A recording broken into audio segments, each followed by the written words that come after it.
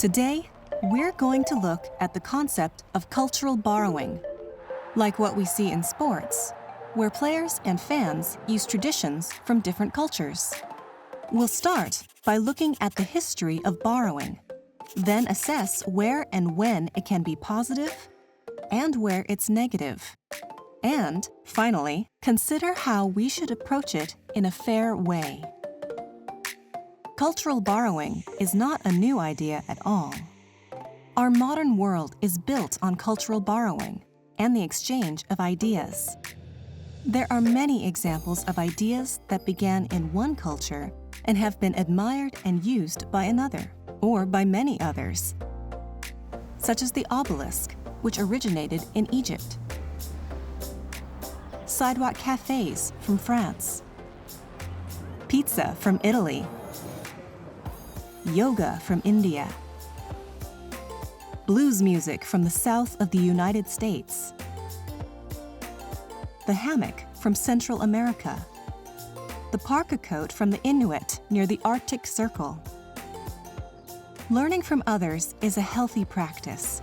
In all areas of art and design, it's common to use outside influences to look at others' ideas and borrow from them.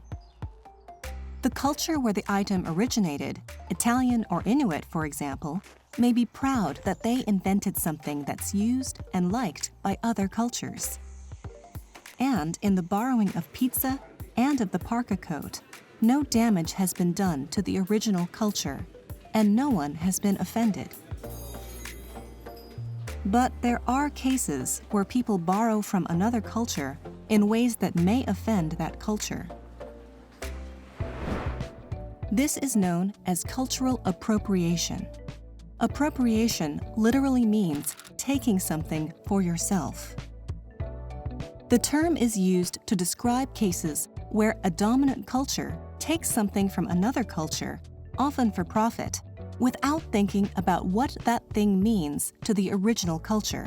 As a result, they offend people from the original culture. Classic cases of this are found in the fashion industry. Several years ago, a model at a fashion show wore a Native American feathered headdress as part of her outfit. This was seen as offensive because such headdresses are traditionally worn as a sign of honor in Native American culture, but no mention of that was made in the show. Similarly, a famous sportswear company had to stop selling a range of women's sports clothes because they were accused of appropriation. The company was using traditional Samoan tattoo designs without permission. One of these, the pea, is a design that is worn only by tribal chiefs in Samoan culture. Knowing when borrowing has crossed the line into appropriation is not always clear, and there has been a lot of debate about it in recent years. Some say it's wrong to copy someone else's traditional music, like blues music, for example, in order to make money from it. Others say you can come from a particular culture, but you can't own that culture, so it's fine to copy musical styles.